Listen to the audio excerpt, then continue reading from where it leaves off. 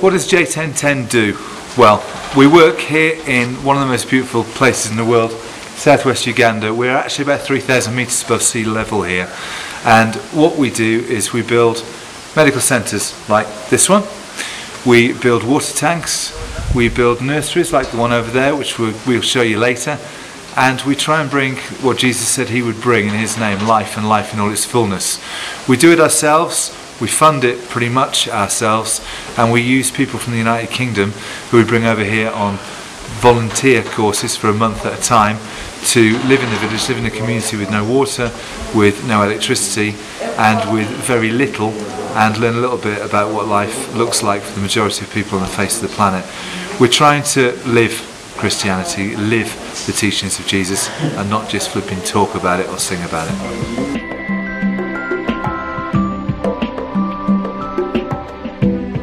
Until J10 started working here in 2000, and actually we started working here in 2006, but started working here permanently in 2010.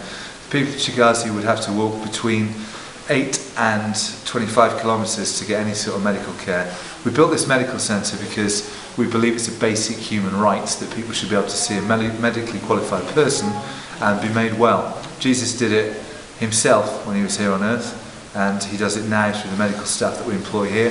I'm recording this in January 2011. I think so far this year actually we've had about 9 babies delivered safely here, which is fantastic, and we treat up to 600 patients a month. So yeah, trying to bring life.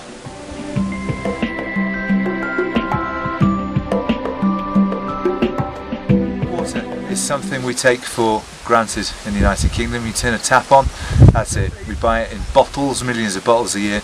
The water up here in Chigazi, where J10 has been based, is a commodity so valuable that the majority of women and children are walking for up to 4 hours a day down sheer mountain slopes, because we're at the top of the mountain here, 3,300 metres above, sorry, 3,100 metres above sea level, and that meant that women were suffering from chest pains and exhaustion. It meant that kids weren't going to school because they were getting water instead, and even worse, it meant that often they were using unsafe water sources and children were dying.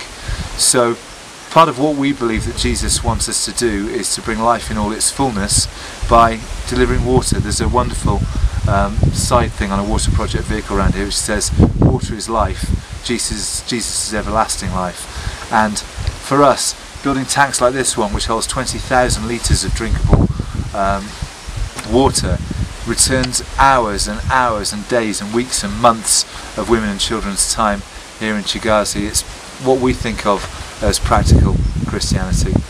Walking the walk, not talking the flipping talk.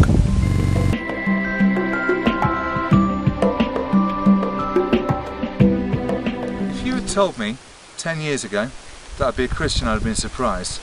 If you'd have told me I'd be building bogs in Africa for Africans, I'd just have laughed at you.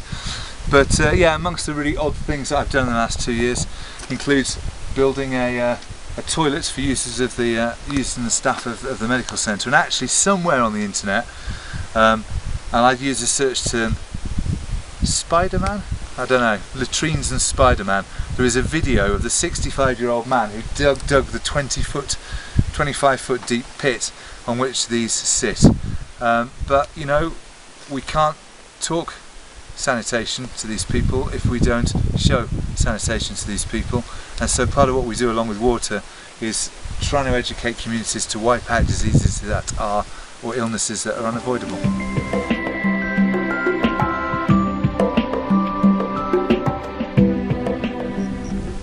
The objective of our work here in Chigazi is community transformation, and yet some of that's buildings, the dreams and the medical centre accommodation, the medical centre itself and the nursery. But it's far more about trying to add real value and sustainable value to this community, and a lot of that is done through our relationships with the school, with the nursery that we run, and our friendships with these kids like Lawrence and Owen and Isaac, who we are trying to educate, trying to teach them to see the world differently, address, you know, the bane of Africa, gender inequality that exists, which we try and do through nursery and stuff, and trying to provide a new future for them by opening a boarding house in Kabali so they can get a good town education as opposed to the not so good dreadful village education that they'll get through the government system after they leave our nursery.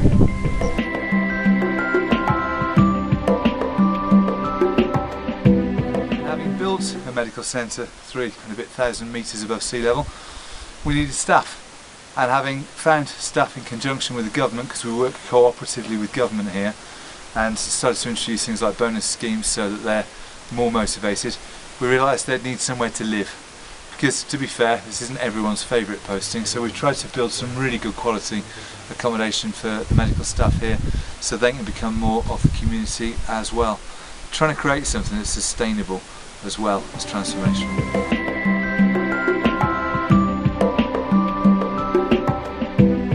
I think this sums up what we do. Created by Jesus, constructed by J10 Uganda. We're not miracle workers, we're just human beings that believe that other human beings have got a right to healthcare and a right to the basics of life. And we're just trying to be hands and feet for God, serving the people that He cares for the most, the poor. And I read somewhere it says, Lord, please give me a soft heart and hard feet. And I get that because we do a lot of walking, we do a lot of building, but we do it because we just want these people to have everything that they deserve. And that's the soft heart that God's put inside all of us.